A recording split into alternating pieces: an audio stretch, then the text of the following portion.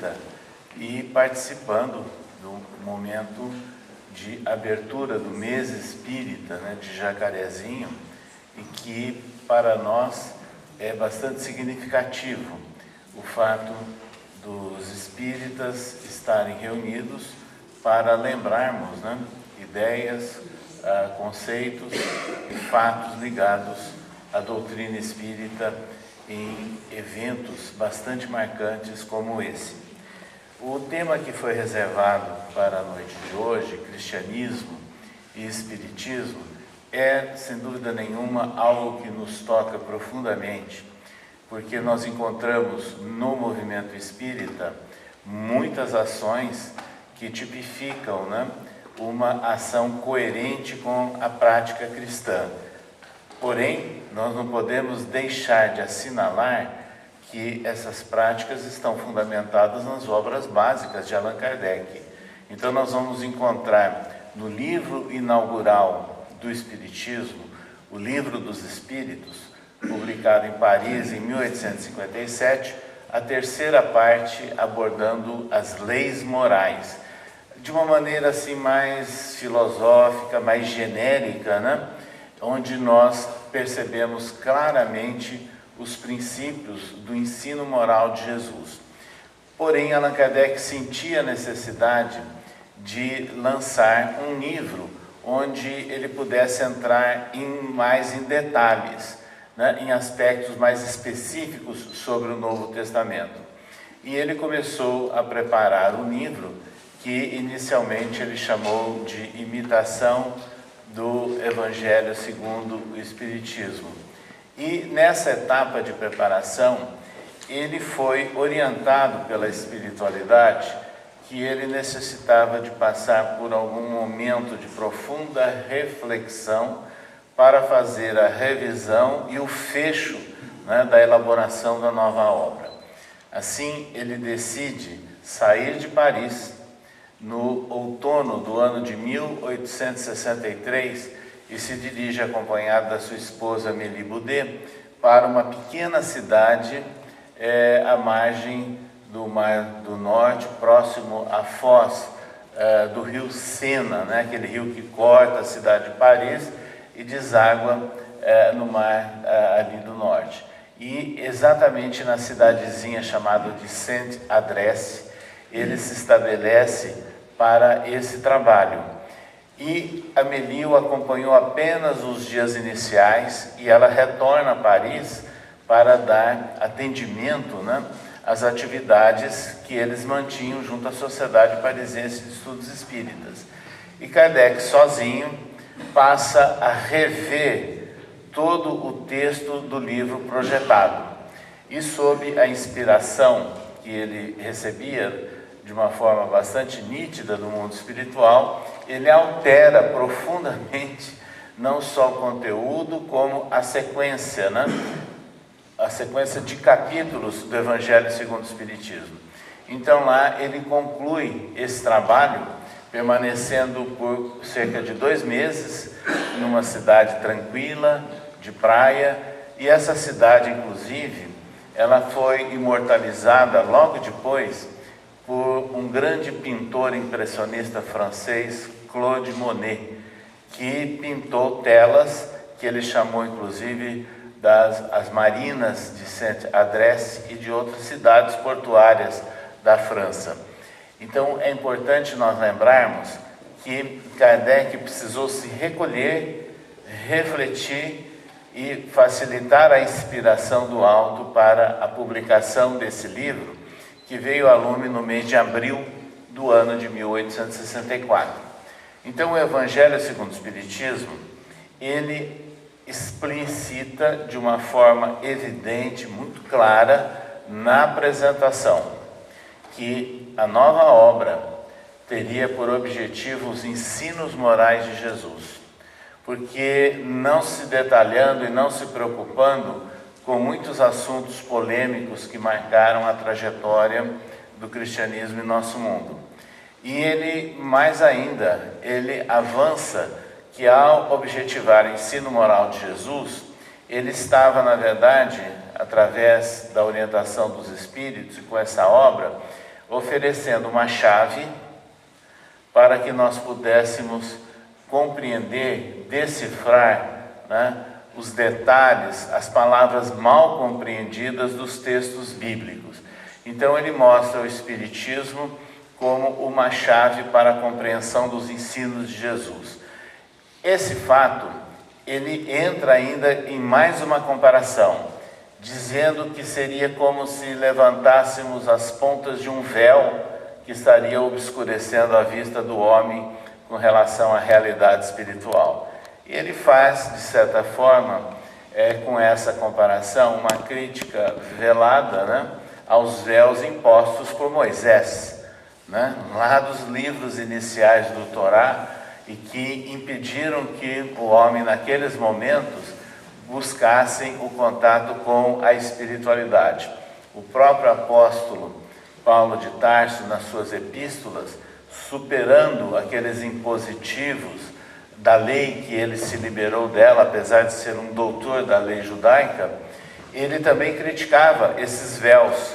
Então, o Espiritismo é apresentado como um momento em que se levanta as pontas do véu, ou seja, nós podemos compreender a realidade do mundo espiritual. E com base na realidade do mundo espiritual é que nós deciframos os ensinos de Jesus, não mais nos apegando única e exclusivamente em palavras, não mais nos apegando em decorar textos, mas procurando compreender a essência da mensagem. É esse o sentido de o Evangelho segundo o Espiritismo. E é interessante que quando ele faz a comparação, que seria a chave para decifrar todos esses conhecimentos, lá atrás o evangelista João escreveu: Jesus é a porta. E Emmanuel, pela psicografia de Chico Xavier, nos idos de 1963, no livro pequenino chamado Opinião Espírita, ele elaborou um texto intitulado Mestre e o Apóstolo, e no final encerra da seguinte forma: Jesus é a porta, Kardec é a chave. Então nós vamos compreender realmente a mensagem do Cristo através do levantamento de um véu que nos abre perspectivas infinitas para a compreensão do ser imortal.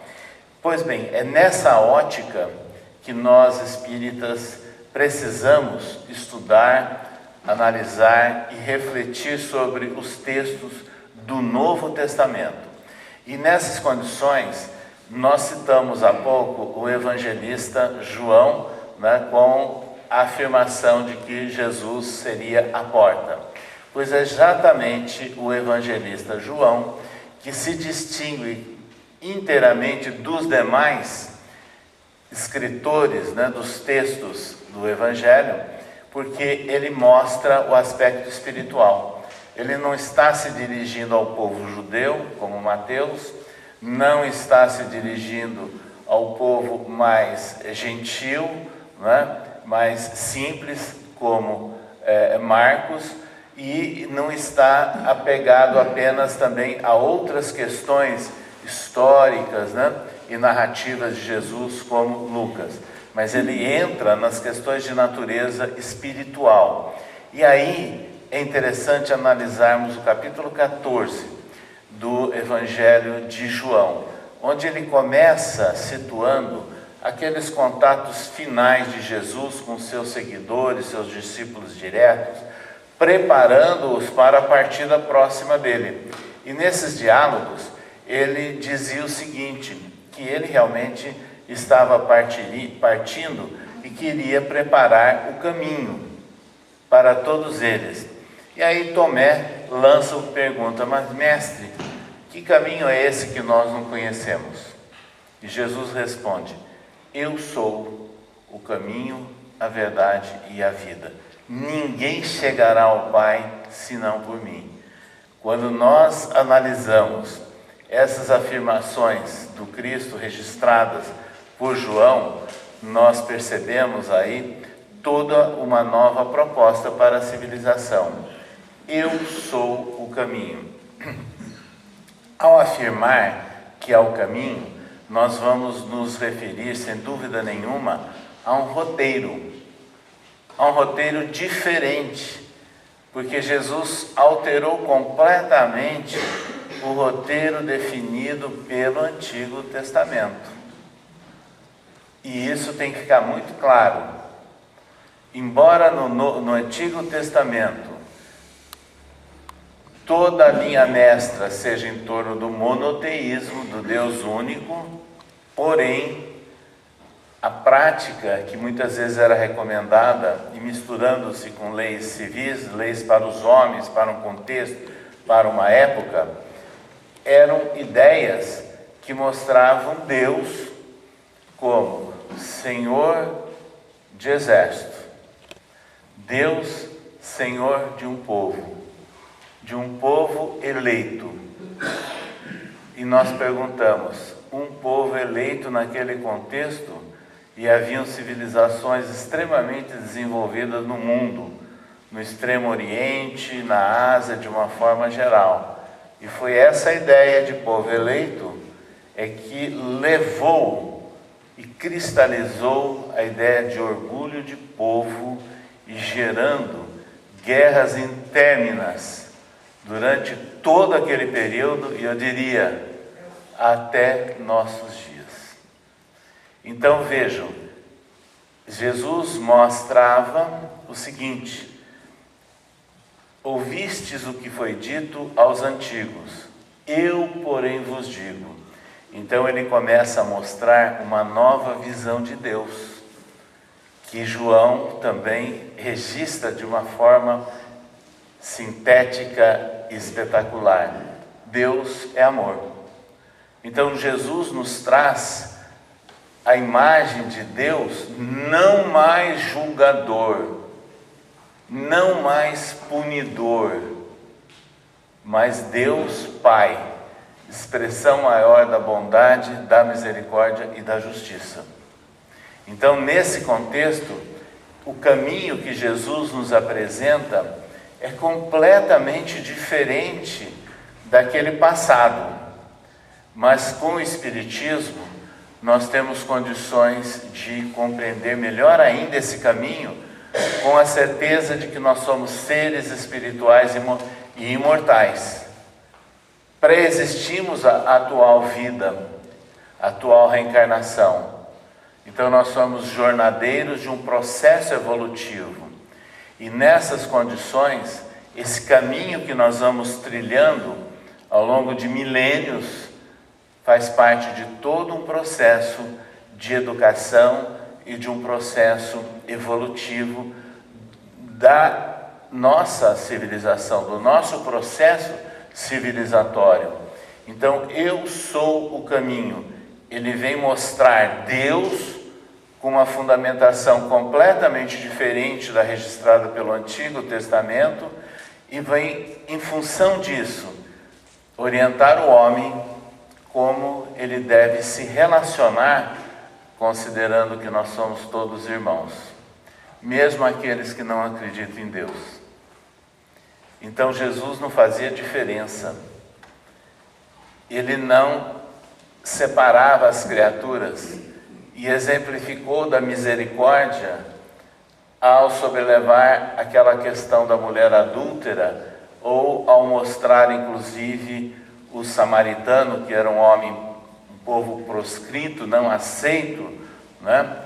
Exatamente pelas áreas mais ortodoxas do judaísmo, e ele mostrou que foi exatamente aquele homem que atendeu ao caído, que foi vítima de ladrões e que não foi atendido pelos sacerdotes, não foi atendido pelos fariseus que ali passaram. Então, nessas condições, Jesus mostra o papel da misericórdia, baseada na bondade, na justiça divina, como um novo caminho, como uma nova proposta para nós. E nós espíritas, então, nós passamos a compreender a razão desse caminho, porque obviamente o bem e o mal têm consequências inevitáveis de nossos atos nesta em vidas futuras ou no mundo espiritual. Nós somos os responsáveis pelas nossas ações usando o nosso livre-arbítrio. E sobre o caminho, é interessante que o apóstolo Paulo de Tarso, nas suas epístolas, escreveu certa feita aos filipenses: prossigo para o alvo. Que alvo é esse? Ele está seguindo um roteiro novo, que era da aceitação e do esforço pela prática dos ensinos de Jesus. E ele afirma isso na sequência do versículo.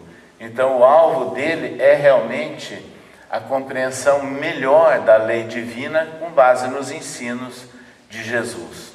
E ele chega ao ponto de afirmar na epístola aos Gálatas que, na verdade, eu trago no corpo as marcas do Cristo. Não sou eu mais quem vive, é o Cristo que vive em mim. E ele foi o exemplo claro, evidente, do homem que soube superar todas as dificuldades que foram impostas a ele: maledicências, calúnias, perseguições, apedrejamentos, aprisionamentos, várias condenações, as chibatadas da tradição judaica. Então ele trazia realmente cicatrizes no corpo e cicatrizes, eu diria, de natureza moral também, que ele buscava formas de superar. Mas é o Cristo que vivia nele. Então ele soube superar e seguir um novo caminho com a certeza da sua fidelidade a Jesus, conscientes de que era um ser imortal e que tinha realmente um caminho a trilhar. Mas Jesus também afirmou: eu sou o caminho, a verdade. A verdade é uma palavra complicada, porque se nós prestarmos atenção, ninguém é detentor de verdade absoluta, nem os doutos, e esse é o grande problema da humanidade, porque todos aqueles que são dotados ou de inteligência ou do conhecimento chegam a um ponto que se julga, na verdade, detentor de um poder, porque conhece e detém uma verdade.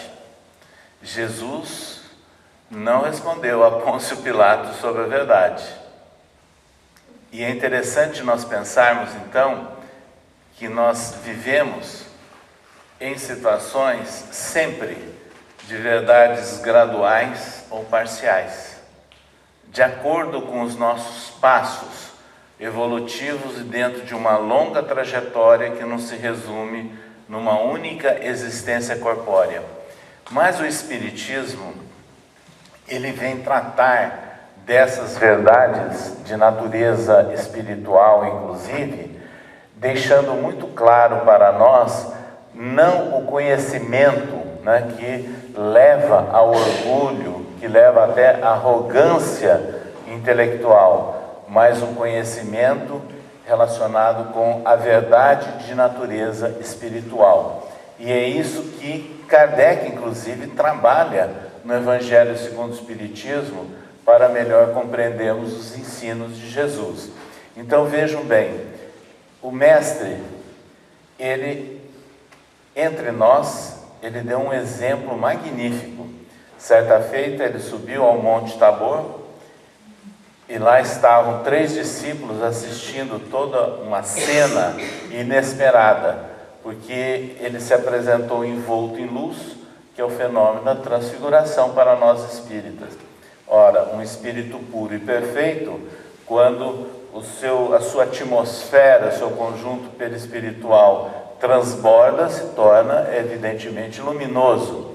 Mas, ao lado dele, surgiram 2 homens mortos, Moisés e Elias, e ele dialogou com os 2 homens mortos.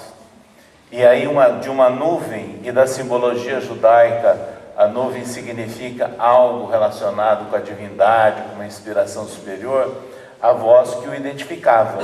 Então, no fenômeno do Monte Tabor, Jesus reinaugurou de uma maneira eloquente, triunfal, o contato com a espiritualidade.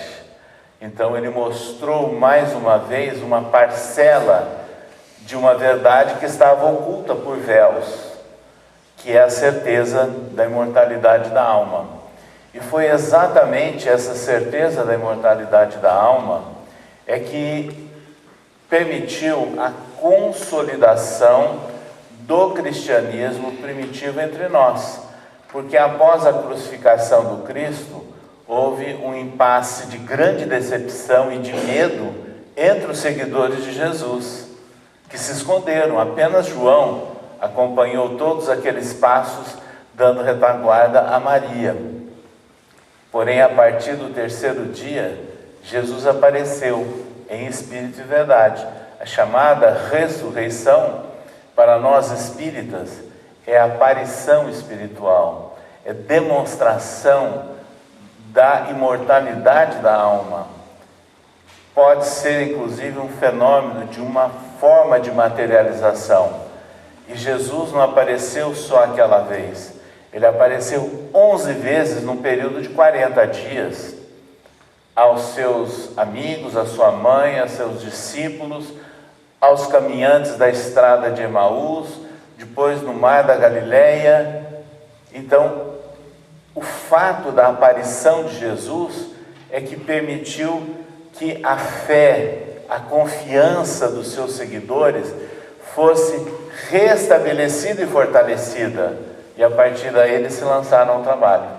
Então, a confirmação da imortalidade da alma e dos ensinos de Jesus com esses fatos é que deram força para o trabalho dos primeiros seguidores de Jesus.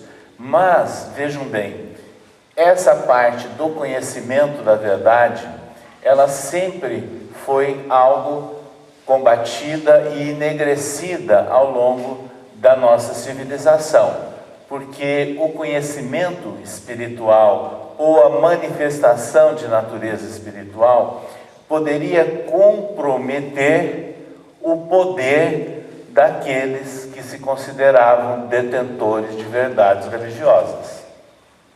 Essa é a grande questão. Então chega um instante em que havia perseguição às pessoas que eram dotadas de dons mediúnicos, porque esses dons eram utilizados no passado, a ponto que Paulo de Tarso, na sua primeira epístola aos Coríntios, ele escreve 3 capítulos acerca dos dons espirituais. Não quero, irmãos, que sejais ignorantes. Aí ele passa a enumerar vários dons espirituais e fazendo inclusive recomendações. Quando nós olhamos esses 3 capítulos e que se encerram, mas que se passa tudo decentemente, com ordem, nós imaginamos, mas parece uma orientação para uma reunião mediúnica. E exatamente é isso o que acontecia. E quando nós olhamos, e isso não é palavra nossa, mas de pesquisadores bíblicos tradicionais e antigos, não é coisa de hoje não, tanto do mundo católico como do mundo presbiteriano, que fizeram alguns estudos aprofundados do que eu vou falar, a palavra espiritual aparece 26 vezes no Novo Testamento. Das 26 vezes, 24 vezes utilizadas por Paulo de Tarso na Epístola aos Coríntios. Então, ele tinha a certeza dessa verdade que é a relação entre a humanidade desencarnada e a humanidade encarnada.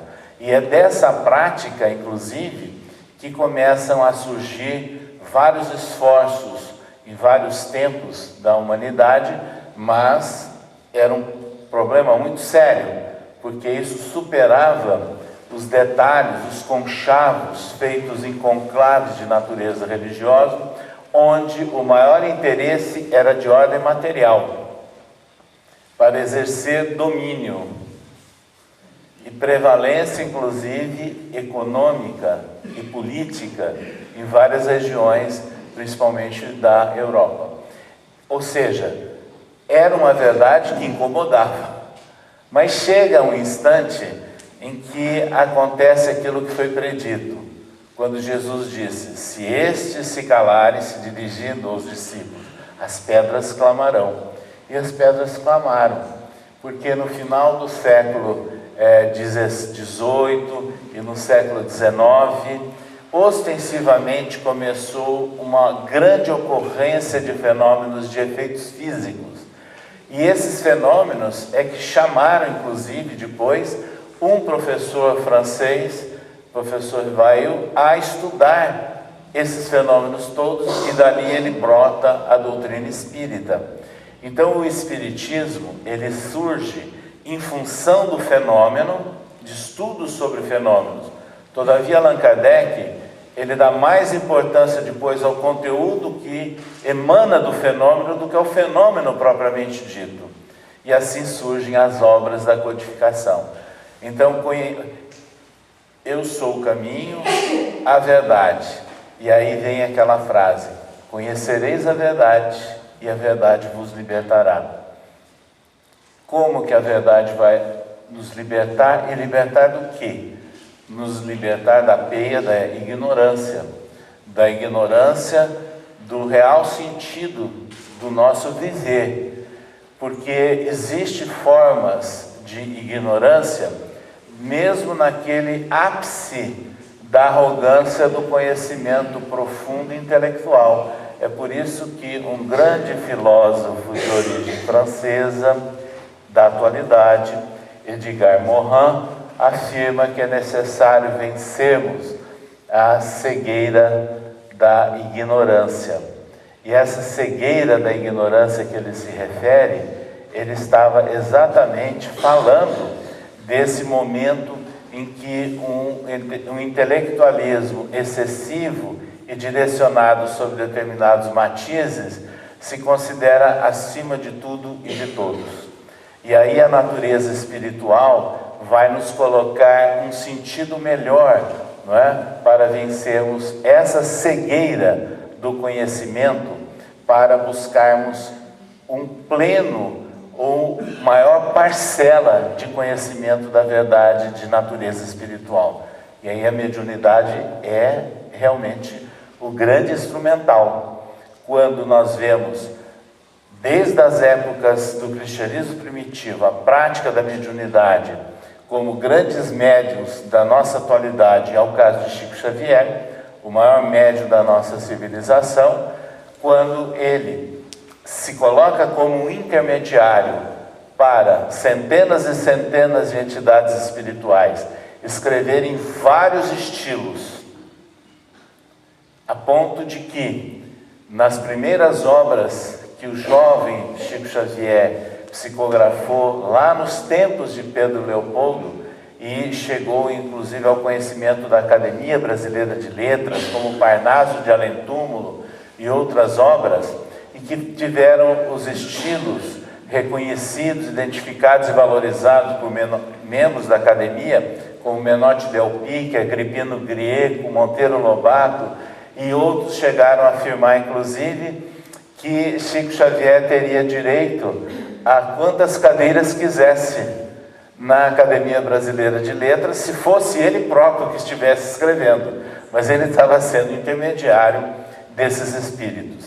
Mas a identidade dos espíritos, então a comprovação da imortalidade da alma, não apareceu apenas dessa maneira, mas aparece também de uma forma extremamente consoladora, exercendo um apoio às famílias e aos homens, através das milhares de cartas familiares que foram psicografadas por Chico Xavier, onde os espíritos dos mortos queridos, né, e que levou à inconformação de muitas famílias, identificavam naquela mensagem realmente o familiar, porque havia pontos de identificação e de confirmação, e que eles passaram então a ter a certeza de que o ente querido estava vivo, e que muitas vezes ligado ou acompanhando o próprio contexto da família e não distanciados como muita gente imaginava. Então a certeza da imortalidade da alma representou ponto de equilíbrio para muitas famílias que nós conhecemos nas visitas a Chico Xavier, porque eles se restabeleceram daquela situação inesperada de desencanto, de decepção, de angústia profunda, quando a imortalidade da alma chega até eles, dando a certeza de que o familiar estava vivendo. A verdade trazida, portanto, nesse contexto da explicação que nós podemos trazer, comparando o espiritismo, a prática espírita, com ideias e práticas lá do cristianismo primitivo, são realmente importantes para nós entendermos o registro de João. Mas ele prossegue: eu sou o caminho, a verdade e a vida. Como é que nós podemos definir vida? Com base no quê? A vida é um conjunto de reações químicas. A vida é um agregado de células. A vida, ela é autônoma, ou ela tem uma certa ligação, gerando um ente que tem a ver conosco, né, do ponto de vista orgânico e com relações espirituais. Então é difícil nós definirmos a vida na ideia que nós muitas vezes procuramos analisar ou sintetizar dentro de uma ótica material. Mas hoje em dia, se nós buscarmos conceitos de vida e relacionado com saúde, porque quando nós falamos em vida, do ponto de vista material, a gente está relacionando com a nossa existência física e, obviamente, com saúde. Aí nós vamos compreender que a Organização Mundial da Saúde conceitua, inclusive, a saúde quando existe um equilíbrio, né, do ponto de vista orgânico, mental ou psíquico, social, e aí nós acrescentamos o espiritual.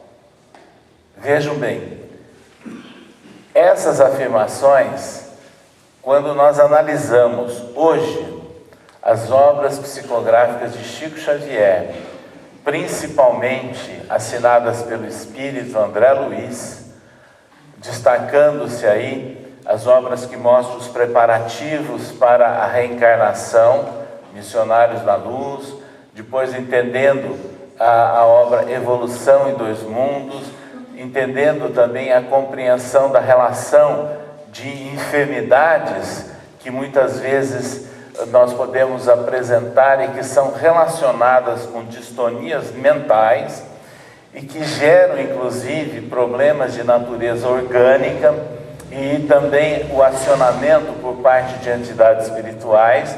E lembrando que André Luiz escreveu esses livros nas décadas de 1940, 1950 e apenas Evolução em Dois Mundos, que surge na década de 1960, essas obras antecederam toda uma revolução que há na área hoje relacionada com saúde de uma forma geral, onde a saúde é vista agora não apenas do ponto de vista médico, mas tem a questão psicológica, tem a questão social e todas as inter-relações. E isso está cada vez mais claro, não é? Demonstrando que a busca da qualidade de vida depende de todos esses fatores. E tanto isso é verdade que, se no Brasil nós temos a Associação Médico Espírita do Brasil, que incentiva estudos, pesquisas e que tem divulgado no Brasil e em outras partes, nós temos conhecimento e chegamos a acompanhar, certa feita, um congresso realizado nos Estados Unidos, na capital, na cidade de Washington, onde médicos americanos, nada a ver com espiritismo, relacionados com departamentos de psiquiatria ou com UTI, e que analisam questões sugestivas, né, de fenômenos que não são explicados do ponto de vista orgânico, mas eu gostaria de destacar que nessa época, mais de 10 anos atrás, nós assistimos a palestra de um psiquiatra da Universidade de Virgínia, Dr. Harold Kenning, onde ele mostrou pesquisa publicada em revista médica americana, mostrando que o paciente, independendo da religião, e obviamente que ele não consultou espírita, porque espírita nos Estados Unidos é raridade, principalmente entre o americano nativo. Então o plantel que ele utilizou, a amostragem, era de pessoas vinculadas ao catolicismo, ao protestantismo e ao judaísmo, que são as 3 religiões que predominam nos Estados Unidos. Mas o que ele detectou? Que essas criaturas, quando são realmente sinceras e têm fé, certeza nas suas crenças, nas propostas de vida e etc., eles suplantam melhor os impasses e as dificuldades da dor e da própria doença, melhorando a qualidade de vida. Não quer dizer que serão curados, e nem que foram curados, mas apresentam melhores reações. Isso ele demonstrou através de pesquisa. Hoje em dia, nós sabemos que vários hospitais nos Estados Unidos e no Brasil, e nós temos conhecimento concreto na cidade de São Paulo, do funcionamento das chamadas capelanias. E muito espírita fica agilizado, mas capelania, veja bem, gente, é um progresso que está havendo. Antigamente, capelania era apanágio e responsabilidade de um sacerdote. Hoje, nos hospitais organizados e que trabalham com o sistema de capelania, é um médico do corpo clínico do hospital que é o responsável pela chamada capelania. Qual é o objetivo? Abre-se um edital para que os segmentos religiosos interessados e organizados se inscrevam para prestar apoio moral e espiritual aos doentes, mas sujeito à autorização da família. Então nós temos lá em São Paulo grandes hospitais e famosos onde já está organizado esse trabalho, inclusive alguns deles com equipes de espíritas que comparecem quando chamados para a família. E o que vão fazer? A oração, um diálogo, o apoio e a aplicação do passe. Ou seja, dentro de uma estrutura oficial. Por que se adotou esse esquema? Porque chegaram à conclusão que para o paciente isso é importante. Melhora a disposição, a qualidade de vida da criatura internada em ambientes hospitalares. Para vocês verificarem de uma forma muito simples, imagine uma pessoa que chega em um determinado ambiente hospitalar ou num pronto-socorro e de repente um enfermeiro ou o próprio médico é grosseiro no atendimento. E de repente chega um enfermeiro ou um médico que sabe dar atenção, acolhimento e apoio à criatura. Vocês todos sabem a diferença. Então, exatamente são esses fatores que melhoram a qualidade de vida. Para nós espíritas, então, isso fica potencializado com a certeza da imortalidade da alma. E aí nós lembramos que no passado, um reinante inglês propunha trocar o seu reino para alguns momentos, alguns minutos de vida. Não é isso que se propõe quando nós falamos de vida. Eu vim para que tenham vida, e a tenham em abundância, anotou o evangelista se referindo aos ditos de Jesus. Ter vida em abundância não significa também aquela maratona intensiva e que muitos querem exercer as suas possibilidades de vida como se o mundo fosse acabar amanhã. Não, isso daí compromete a vida. Mas é saber, eu vim para que tenham vida e a tenham abundância. Ter vida em abundância é compreender a importância da nossa existência corpórea como seres espirituais que nós somos. Então, a partir daí, o Espiritismo nos traz também detalhamentos importantes, como André Luiz, que escreveu certa feita: o corpo é o primeiro e é o maior empréstimo que nós recebemos de Deus. Ou André Luiz também dizendo: a reencarnação é o meio, a educação divina é o fim. Então nós começamos a entender as afirmações de Jesus: eu sou o caminho, a verdade e a vida, conjugando, não é, toda aquela base registrada pelo apóstolo João com a essência, né, da compreensão trazida pela doutrina espírita. Porém, esse evangelista, nesse mesmo capítulo 14, naqueles momentos que Jesus estava se despedindo dos seus discípulos, ele disse mais alguma coisa: se me amais, guardai os meus mandamentos. Eu partirei, mas não vos deixarei órfãos. No momento oportuno vos enviarei o Consolador, que restabelecerá a verdade e vos ensinará mais alguma coisa. Então, essas afirmações registradas por João são de muita significação para nós, porque Allan Kardec, ele trata do assunto em detalhes no capítulo 6 do Evangelho segundo o Espiritismo, que é intitulado O Cristo Consolador. E aí nós vamos primeiramente analisar a palavra Consolador, lembrando que nós encontramos vários textos ou várias versões ou traduções da Bíblia, né, ao nosso dispor, né, dentro da literatura disponível no Brasil. E aí é importante que a gente saiba que há diferenças de tradução. E é importante também que alguém que vá efetivamente estudar o Novo Testamento não se detenha numa única tradução, porque há diferenças.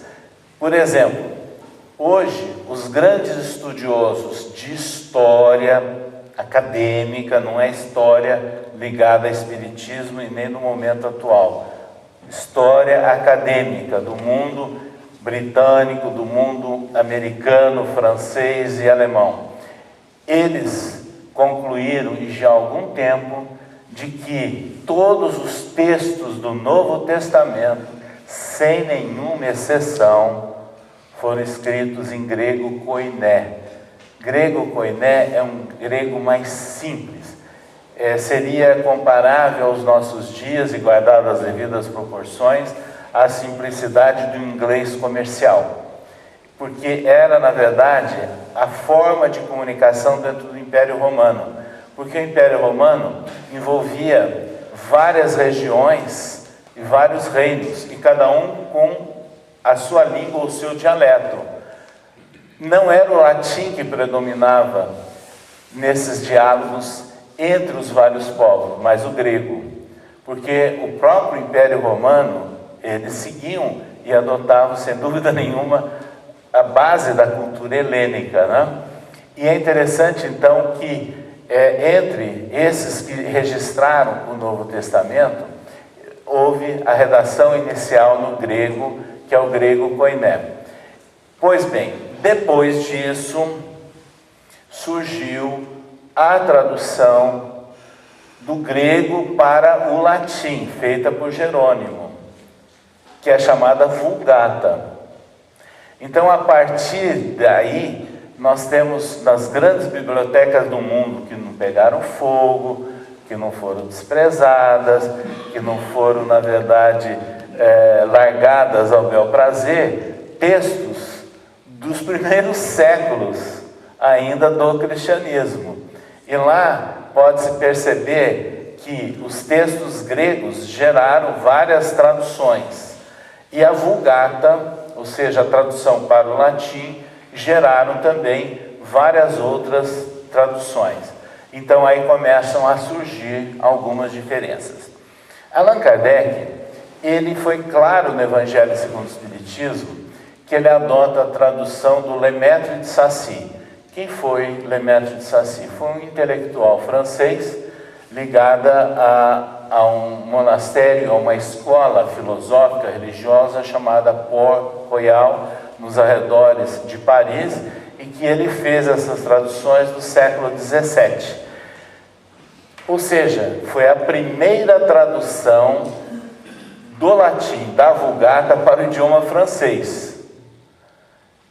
E essa tradução feita pelo Lemaitre de Sacy, no século XIX, na época de Kardec, era a mais comum na França, a mais difundida. Então ele adota essa tradução. Na tradução de Sacy, e que Kardec coloca no Evangelho segundo o Espiritismo, existe a palavra consolador. Quer dizer, do latim para o francês, consolador. Quando se busca os originais ou os textos que reproduziram a partir do grego, aparece a palavra paráclito no lugar de consolador. Então vocês podem ver que encontrarão Bíblias falando que foi prometido o paráclito, outra fala foi prometido o consolador. Mas há traduções a partir do grego e no mundo anglo-saxônico que traduzem para a palavra auxiliador, ajudador e até de advogado, no sentido de advogado de defesa. E é interessante a ideia: auxiliador, ajudador, advogado de defesa. Sabe por quê? O objetivo do advogado de defesa é oferecer uma oportunidade. Agora, o uso dessa oportunidade vai depender do livre-arbítrio, a responsabilidade da pessoa. Guardadas as devidas proporções, é o que acontece com Deus. Nós temos sempre oportunidades, mas nós somos os responsáveis pelos nossos atos. Então, através da nossa consciência, por isso que o Livro dos Espíritos registra que, na verdade, a lei de Deus está esculpida na nossa consciência. Por isso é que nós podemos entender a dificuldade e as diferenciações e o grande contraste entre as pessoas. São graus de consciências diferentes. Essa é a grande questão. Então, quando nós encontramos essa diversidade de interpretação da palavra, mas quando nós juntamos, todas no fundo querem dizer quase que a mesma coisa. Então, o Consolador prometido por Jesus é algo que vem apoiar, auxiliar, ajudar, abrir, mostrar a possibilidade de uma nova oportunidade e consolar a criatura. Esse é o papel do Espiritismo, que Allan Kardec define no capítulo 6 do Evangelho segundo o Espiritismo. O Cristo Consolador. Então o Espiritismo tem esse papel. Agora, ele está fazendo essa missão definida pela espiritualidade superior, mas restabelecendo a verdade e nos ensinando mais alguma coisa. Que verdade ele está restabelecendo? Restabelecendo a verdade do cristianismo primitivo, que foi conspurcada ao longo dos tempos, que foi, na verdade, abafada por interesses materiais e que fecharam ao homem efetivamente a melhor compreensão do ensino, da essência moral que foi trazida por Jesus. Esse é o grande papel. E ensinar mais alguma coisa. É a relação com a imortalidade da alma, que vem fortalecer mais ainda os ensinos e a proposta trazida por Jesus. Então agora, à luz do Espiritismo, nós olhamos o cristianismo, né, que foi o Cristo, o intermediário, mostrando a lei divina, foi isso que ele nos trouxe, exatamente a lei divina numa nova versão, uma nova forma de compreensão para a humanidade. Então nós começamos a nos situar como seres espirituais, seres imortais, imersos nesse conjunto do universo, para buscarmos, sem dúvida nenhuma, aquilo que Paulo escreveu, prosseguindo para o alvo, buscando realmente essa compreensão maior que todos nós precisamos para superarmos os impasses e as dificuldades. E assim, hoje, à luz do Espiritismo, nós começamos a perceber que o cristianismo tem toda a essência básica e indispensável para melhorar a nossa civilização. Porém, isso não vai acontecer de uma hora para o outro. E aí Allan Kardec, em A Gênese, trabalha nos últimos capítulos, Sinais dos Tempos, e os tempos são chegados, trata exatamente dessa questão, que no momento que nós vivemos, que não é o mais importante aquilo que ameaça, atemoriza as criaturas, imaginando grandes cataclismas. Se isso acontecer, faz parte de um processo natural do nosso globo, e que acontece sempre, porque o nosso globo, ele é um organismo praticamente vivo, ele se movimenta, é uma característica. Allan Kardec chama mais atenção do seguinte, que a maior mudança e que é esperada é a melhoria do homem, no sentido da responsabilidade e da compreensão da prática da fraternidade, da solidariedade e da beneficência entre as criaturas. É esse o grande processo que deve ser esperado. E se nós analisamos o mundo de hoje, que muita gente fica atemorizado, com grandes contrastes, sem dúvida nenhuma, ele é melhor do que 100 anos atrás, ele é melhor do que 300 anos atrás, ele é melhor do que 1000 anos atrás. Nós temos que compreender todo um processo gradual de aprimoramento e de evolução, e que a vida, para nós, imortal, permite-nos essa compreensão mais ampla. Nós estamos hoje vivendo, sem dúvida nenhuma, momentos decisivos, momentos importantes, mas a ética e a moral que emanam do cristianismo e ampliada compreensão pelo Espiritismo nos trazem aquele arsenal, sem dúvida nenhuma, para termos fé no futuro, confiança no dia de amanhã, a certeza da imortalidade da alma. E a respeito, nós lembramos aqui de uma mensagem extremamente curiosa. Chico Xavier era médium não apenas de psicografia,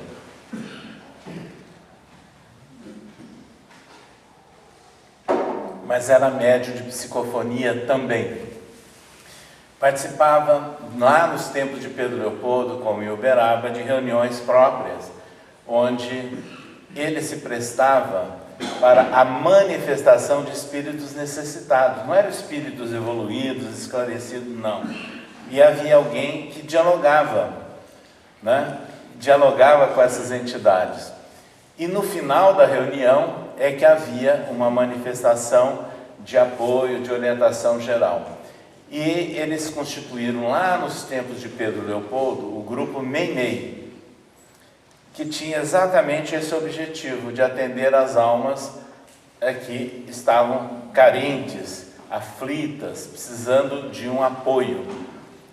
O coordenador da reunião foi designado o Arnaldo Rocha, viúvo de Meimei, e que nós o conhecemos, mantivemos amizade, o acompanhamos até a desencarnação dele, que aconteceu há 7 anos atrás apenas. E lá no grupo Meimei, em Uberaba, eles ganharam de presente, em 1953, um gravador. Imagina, um gravador, 1953. Era uma coisa enorme, uma caixa grande, com 2 rolos de fita, uma coisa assim complexa, Qualquer um teria medo de botar o dedo e levar um choque, provavelmente, Mas ensinaram como utilizar aquela coisa estranha. Então foi uma pessoa treinada para gravar as reuniões mediúnicas de que Chico participava. E depois de um tempo, passado 3 anos, o Arnaldo Rocha teve a ideia de transcrever aquelas fitas, de passar para o papel as mensagens. E aí ele viu que era um conteúdo muito importante. e resolveu levar no Rio de Janeiro, onde era na época a sede da FEB, ao presidente Vantuil de Freitas, essas transcrições das fitas gravadas.